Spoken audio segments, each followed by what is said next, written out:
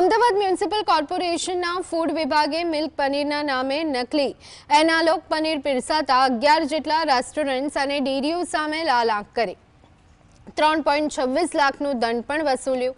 શહેરના વિવિધ વિસ્તારોમાંથી લેવામાં આવેલા લો ફેટ અને હાર્ડ મલાઈ પનીરના નમૂના તપાસમાં અપ્રમાણિત જાહેર થતા તંત્ર દ્વારા આકરા પગલાં લેવામાં આવ્યા, જેમાં પટેલ ડેરી, શ્રીનાથજી ભોજનાલય, રિયલ પેપ્રિકા અને હોટેલ ગામઠી જેવા જાણીતા એકમોના નામ સામે આવ્યા છે।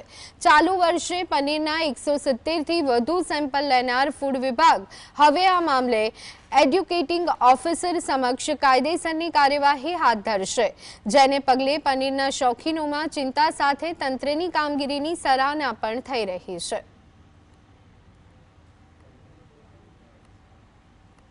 છેલ્લા વીકની વાત કરીએ તો જે 12થી 18માં 12 એપ્રિલથી 18 એપ્રિલનું વીક હતું એમાં જે અગાઉ સેમ્પલ લેવામાં આવેલા એના રિઝલ્ટ્સ આવ્યા તો એમાં 11 અલગ અલગ જગ્યાઓ કે જેમાં મધ્ય ઝોનમાં રિયલ પેપ્રિકા, નોર્થ વેસ્ટ ઝોનમાં ગોતાવડમાં ગામઠી રેસ્ટોરન્ટને મળી કુલ 11 જેટલી યુનિટોમાં એનાલોગ પનીરનો ઉપયોગ થતો ધ્યાનમાં આવેલ છે।